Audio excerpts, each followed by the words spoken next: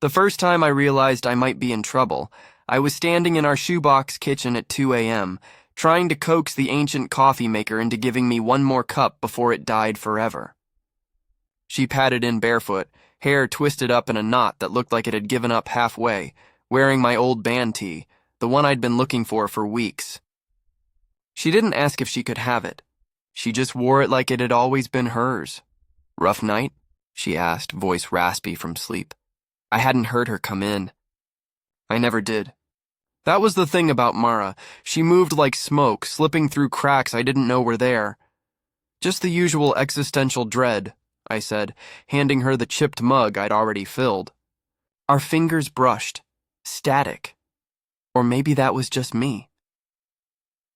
She leaned against the counter, hip cocked, studying me like I was a puzzle she'd already solved, but enjoyed pretending otherwise. "You're overthinking again." Occupational hazard. She smiled, small, crooked, devastating, and took a sip. "You know what you need? Therapy? A raise? A time machine? A weekend away from this hellhole." She gestured vaguely at the peeling wallpaper, the stack of unwashed dishes, the neighbor's bass thumping through the wall. "My sister's place in the Catskills. She's in Prague for the month. 2 bedrooms. Actual quiet. You, me, and a questionable amount of wine." I should have said no. I had deadlines. She had whatever mysterious freelance thing she did that paid in cryptic Venmo notes and late-night panic attacks. But I said yes before my brain caught up with my mouth. That was 3 weeks ago. Now we were here, in a cedar-shingled house that smelled like wood smoke and lemon polish. The kind of place that made you believe in fresh starts even when you knew better. The drive up had been a negotiation of playlists and gas station snacks, her insisting on indie folk I pretended to hate, me forcing her to endure my 90s hip-hop phase. We'd argued over the aux chord like an old married couple, then laughed when we both reached for the same bag of sour gummies at the same time. The house was bigger than I expected. Vaulted ceilings, a stone fireplace, windows that looked out over nothing but trees and sky. Mara dropped her duffel by the door and kicked off her boots. "Tour?" She didn't wait for an answer. Just grabbed my wrist and pulled me through the rooms like she'd lived here her whole life. Kitchen with the copper pans, sunroom stuffed with plants that were somehow still alive. The bedroom upstairs with the slanted ceiling and the quilt that looked hand-stitched by someone's grandmother. 1 bed. Of course. "There's a pull-out couch downstairs," she said, not looking at me. I'm not making you sleep on a couch that probably smells like mothballs and regret." She raised an eyebrow. "Chivalrous, practical. My back's been weird since that ergonomics seminar," she laughed. And the sound loosened something in my chest I hadn't realized was knotted. We spent the afternoon unpacking groceries and pretending not to notice how domestic it felt. She chopped onions with terrifying efficiency while I attempted to make garlic bread without burning the house down. We ate on the porch, legs dangling over the edge, watching the sun sink into the hills. "You ever think," she said, swirling the last of her wine, "that we're just really good at pretending?" "Pretending what?" "That this is normal. 2 friends sharing a kitchen, a bathroom, a life. Like it's not weird that I know exactly how you take your coffee or that you steal my socks when you think I'm not looking." I swallowed. "I don't steal your socks." "You absolutely do. The gray ones with the little avocados. They're in your drawer." I opened my mouth, closed it. She was right. Night fell fast in the mountains. We built a fire more for the ritual than the warmth, the crackle filling the silence between us. She sat cross-legged on the rug, hair loose now, catching the light like spun copper. I sat on the couch pretending to read, mostly watching the way the flames painted shadows across her face. "You're staring," she said without looking up. "Am not." R2. She turned then, chin propped on her hand. "What's going on in that big brain of yours, Eli?" "Everything, nothing." The way she said my name like it was a secret. The way she'd fallen asleep on my shoulder during that terrible sci-fi movie last month, and I hadn't moved for 3 hours. The way I'd started timing my laundry so our schedules overlapped, just to have an excuse to talk to her in the basement at 1 a.m., I'm just glad we're here, I said. Lame. True. She studied me for a long moment. Then, me too. We went to bed late. The fire burned down to embers. She took the bathroom first, emerging in an oversized sweatshirt and shorts that made her legs look endless. I took my turn, brushing my teeth with the kind of focus usually reserved for diffusing bombs. The bed was huge. A king, maybe. Still felt like a twin. She climbed in on the left. I took the right. The space between us was a canyon. You kick in your sleep, I said. You snore when you're stressed. Touché. The silence stretched. Not awkward exactly. Charged. Like the air before a storm. Mara? Yeah? Have you ever thought... I couldn't finish. She rolled onto her side, facing me. The moonlight through the window turned her eyes silver. Thought what? That maybe we're not just... friends? She finished softly. Yeah. Another silence. Then, every day for the last 6 months, my heart stopped, restarted. Why didn't you say anything? Why didn't you? Fair. She scooted closer. Not touching. Just closer. I was waiting for you to stop overthinking. I'm a slow learner, she laughed quietly. I noticed. The space between us shrank to inches, then centimeters. Then nothing. Her hand found mine under the covers. Fingers interlaced like they'd done this 1,000 times. Maybe in another life they had. Hey, she whispered. Hey, you're still overthinking. Working on it. She leaned in, slowly, giving me every chance to pull away. I didn't. The kiss was soft at first, tentative, like we were both afraid the other might vanish. Then deeper, hungrier, like we'd been starving for years and hadn't known what for.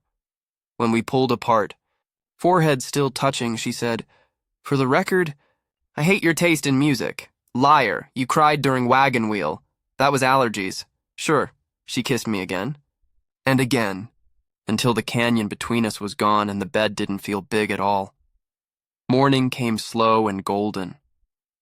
I woke to the smell of coffee and the sound of her humming off-key in the kitchen. She'd stolen my hoodie this time. It hung off one shoulder, sleeves pushed up to her elbows. Pancakes, she announced, sliding a plate across the counter. No blueberries. I know you're weird about fruit and batter. I took the plate. You remembered. I remember everything. We ate on the porch again, legs tangled under the table, trading bites and lazy smiles. The air smelled like pine and possibility. Later, we hiked the trail behind the house. She led the way, camera slung around her neck, stopping every few minutes to take pictures of moss or light or the way the leaves looked like stained glass. I followed, content to watch her move through the world like she was part of it. At the overlook, she sat on a fallen log and patted the space beside her. I sat, our shoulders touched. 6 months, I said. We wasted 6 months. We didn't waste anything. We were marinating, I laughed. Romantic. I'm very romantic. She bumped my knee with hers. Also, I'm keeping your hoodie. Figured. She turned to me then, serious. Eli? Yeah? I'm not good at this. The feelings thing. But I want to try. With you. My chest ached in the best way. I'm not either. But I want to try too. She kissed me again, tasting like maple syrup and morning. We stayed at the overlook until the sun was high and our water bottles were empty. On the way back, she held my hand like it was the most natural thing in the world. That night, we didn't pretend to need separate sides of the bed. The drive home was quiet in the way only knew things, are full of unspoken promises, and the kind of peace that comes from finally saying the thing you've been carrying too long. She reached over and laced her fingers through mine. For the record, she said, your socks are still mine. I squeezed her hand. Deal. And just like that, the gray space we'd been living in sharpened into focus. Not friends. Not just roommates. Something real. Something ours. The city loomed ahead, all concrete and noise and deadlines. But for the first time, it didn't feel like a cage. It felt like the place we'd come back to, together. The Ridge Trail was supposed to be an easy loop, a half-day distraction from the city. Alex had sold it that way. Sunlight through the pines, a thermos of coffee, no cell service to interrupt the quiet. I'd agreed because I always agreed when Alex asked. We'd been roommates for 3 years, friends since sophomore year of college, and somewhere along the line I'd stopped noticing how often I said yes to him. He led the way in worn boots and that faded green jacket he refused to replace. The one with the hole at the cuff his thumb kept finding. I followed, camera slung across my chest, pretending I was here for the light on the leaves instead of the way his shoulders moved under the fabric. We reached the overlook faster than the map promised. The valley dropped away in layers of gold and rust, the river a thin silver ribbon far below. Alex stepped to the edge without hesitation, hands on his hips like he owned the view. "Careful," I said. The word left my mouth sharper than I meant. He glanced back, grin crooked. "Relax, Mom, it's solid." It wasn't. The second his weight settled, the shelf of shale cracked like a rifle shot. He pitched forward, arms windmilling, and the sound that came out of me wasn't a word, just raw noise. I lunged, fingers closing around his wrist. The momentum spun us both. We hit the ground hard, his body slamming into mine, knocking the air from my lungs. Dirt in my mouth, pine needles in my hair, his heartbeat hammering against my ribs. For a moment, neither of us moved. His breath fanned hot across my neck. I could feel the tremor in his arms where they caged me in. "Jesus, Eli," he muttered into my shoulder. "You almost died, you idiot." My voice cracked on the last word. He laughed, shaky. "You really hate nature, huh?" I shoved at his chest. "Get off me!" He rolled away, but not far. We sat up slowly, brushing grit from our sleeves. My hands wouldn't stop shaking. He noticed, of course he did, and reached out like he might steady me, then thought better of it. "You okay?" he asked. "Fine. You're bleeding." He nodded at my palm. A thin line of red welled where a rock had sliced me. He tore a strip from the hem of his t-shirt without asking, wrapped it tight around my hand. His fingers lingered. The trail back was longer than it should have been. My ankle started throbbing halfway down, twisted it on a root I didn't see because I was too busy watching the back of his neck. He heard the hitch in my step and stopped.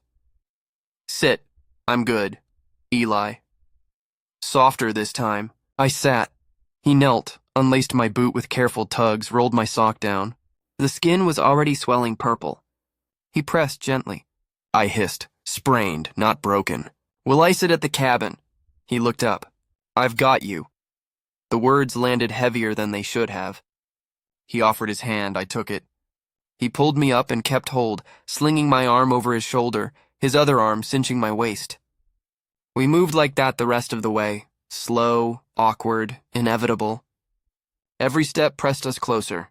His hip against mine, the heat of him bleeding through my jacket. I smelled coffee on his breath and the sharp bite of pine on his skin. By the time the cabin came into view, the sky had gone bruise-colored. He half carried me up the porch steps, eased me onto the couch. I started to protest. He waved me off, disappeared into the kitchen. Came back with a bag of frozen peas wrapped in a dish towel and 2 pills in his palm. "Take these." I swallowed them dry.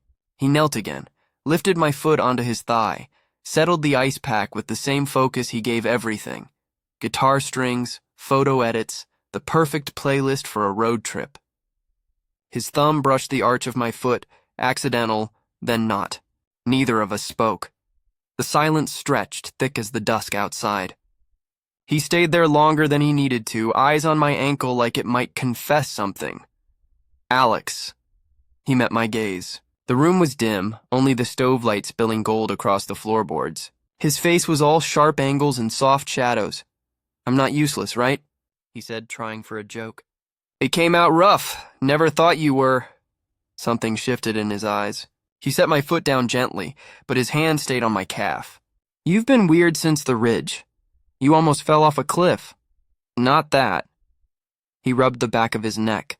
"Before, after. You flinch when I get close. Like I'm gonna break something, I laughed, short and brittle. You're the one who almost broke your neck? He didn't smile. Talk to me. I looked at the ceiling. The beams were dark with age, knots like eyes watching. I don't know how. Try. The words clawed up my throat. I keep thinking about what would have happened if I hadn't grabbed you. If I'd been half a second slower.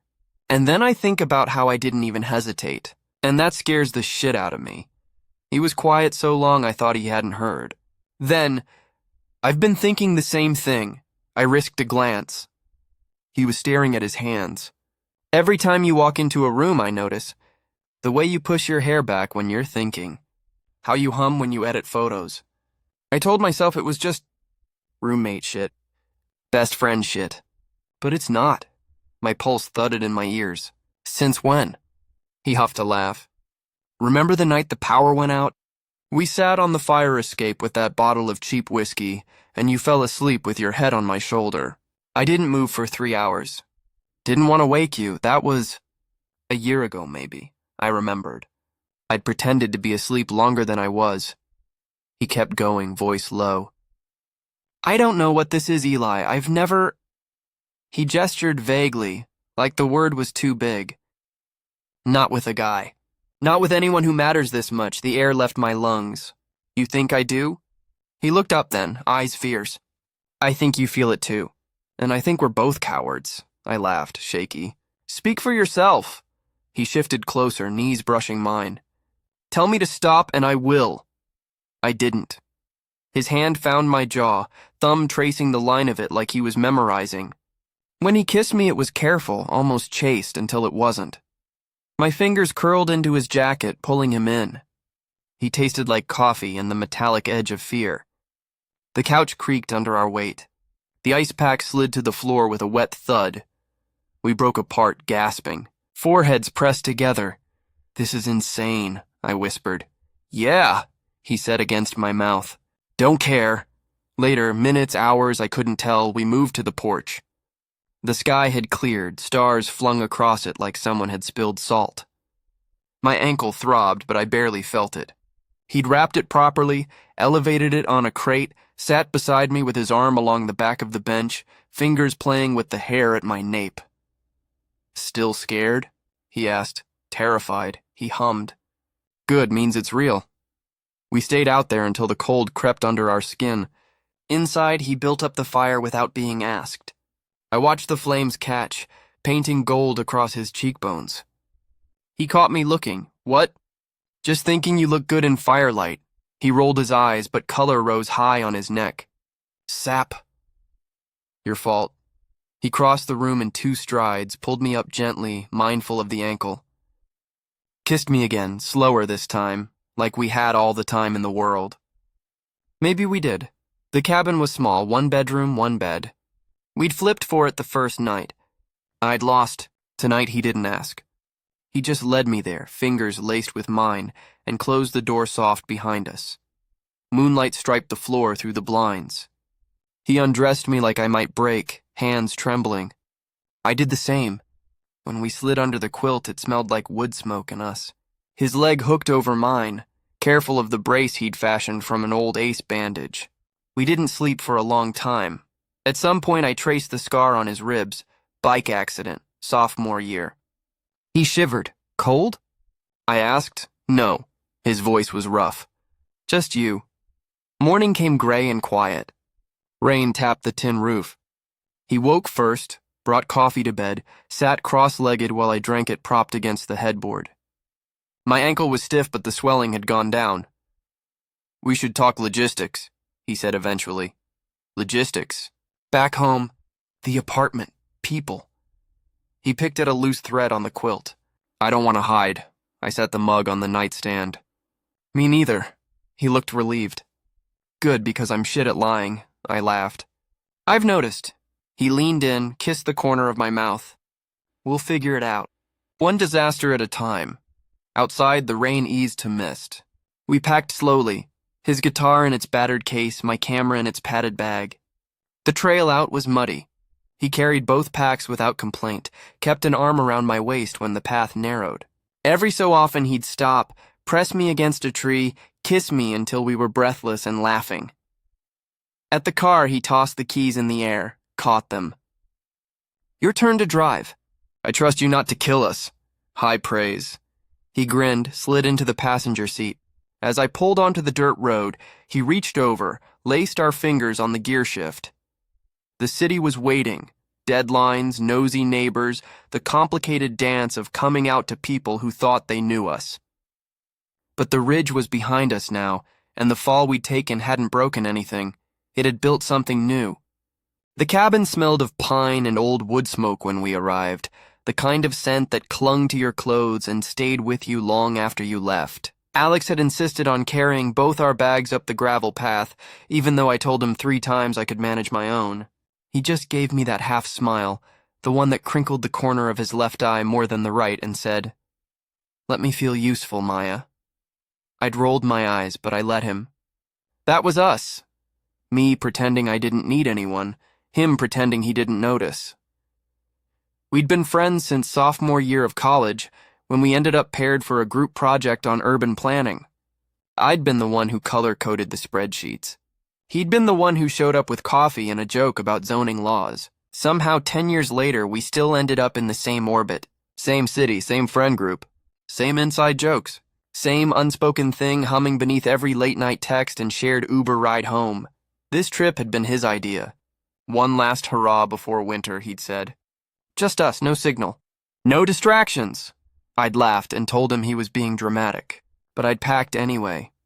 Now, 2 days in, I was sitting on the deck with my foot propped on a wobbly stool, ankle swollen from a stupid misstep on the trail. Alex knelt in front of me, wrapping it with the careful concentration of someone who'd once been a lifeguard and still remembered how to tape a sprain. You didn't have to play hero, I said, wincing as he tightened the bandage. I'm not, he said, not looking up. I'm just making sure you don't sue me for emotional distress when you can't wear heels for a month. I snorted. Please, I live in sneakers. He glanced up then, and something in his expression stilled me. Not the usual teasing glint. Something quieter, deeper, like he was seeing me for the first time in years. You okay? I asked. He sat back on his heels, wiping his hands on his jeans. Yeah, just thinking. About? He hesitated. Then, you.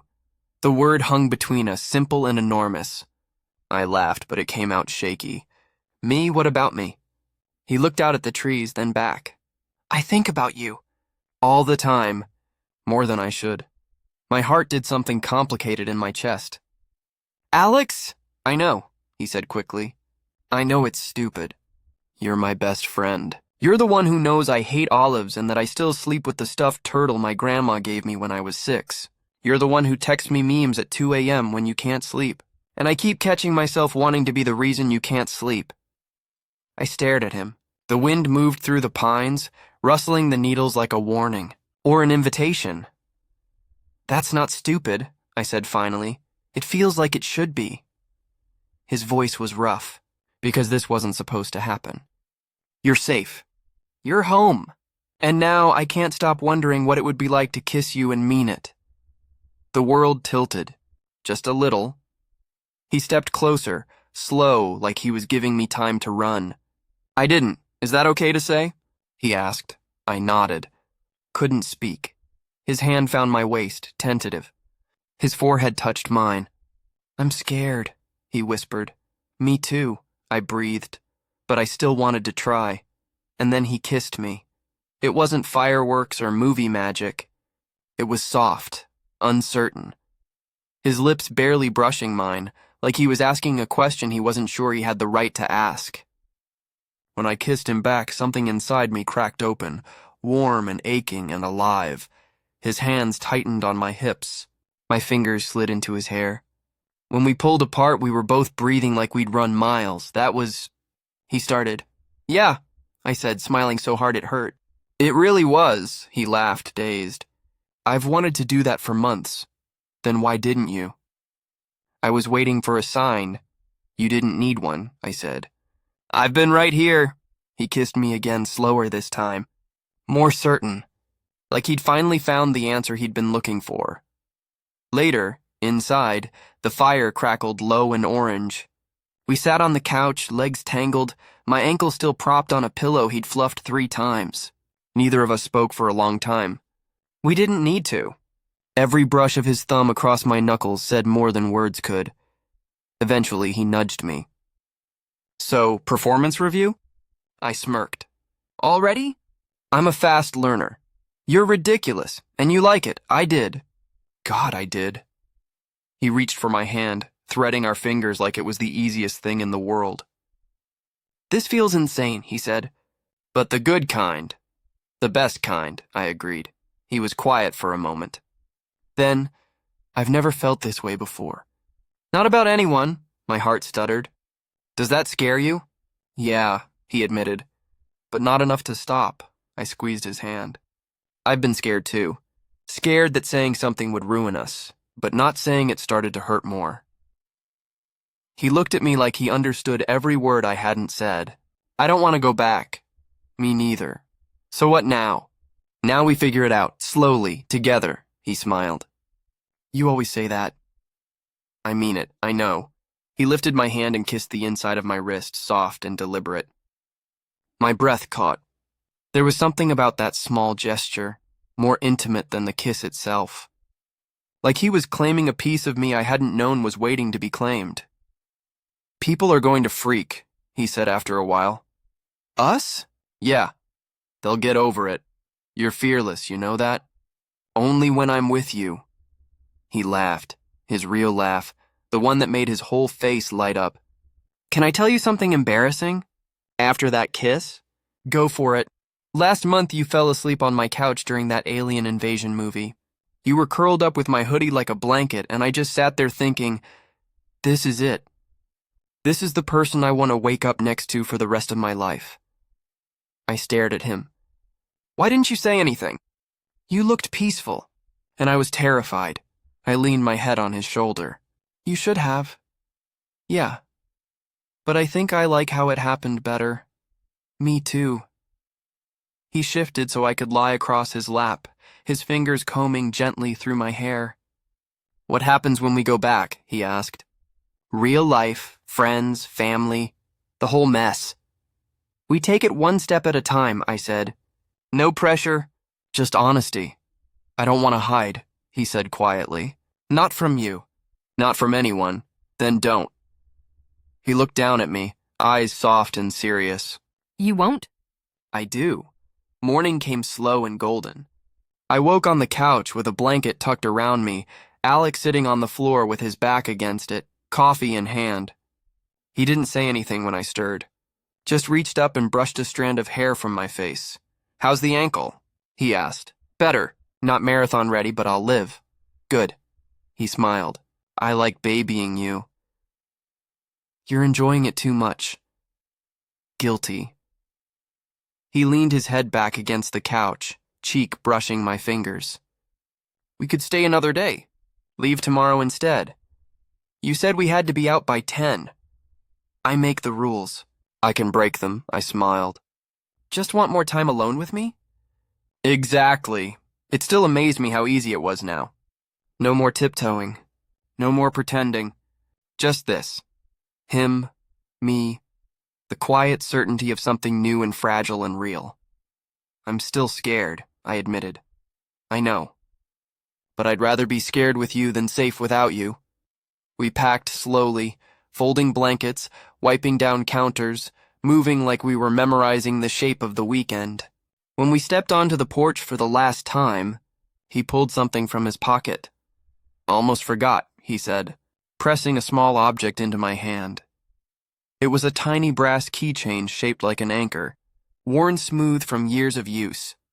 It was on the cabin key, he said. Figured you should keep it, so you always know where to drop anchor. I closed my fingers around it, even if it's just symbolic, especially then. We stood there, hands linked, watching the wind move through the trees. Then he asked, So, are we telling people? Or playing it cool? Depends. You ready for your sister to interrogate me over brunch? He groaned. God, no. Then we wait. A little? Fair. We walked to the car, doors closing in unison. The silence between us wasn't empty anymore. It was full. of possibility, of promise. He glanced over before starting the engine. One last thing. Shoot. First thing when we get back, pizza. Then maybe I kiss you again. If you're feeling generous, I grinned. Challenge accepted. As the road unspooled before us, I turned the anchor keychain over in my palm. It didn't point anywhere. It didn't need to. I already knew where I was going, and for the first time, I wasn't going alone.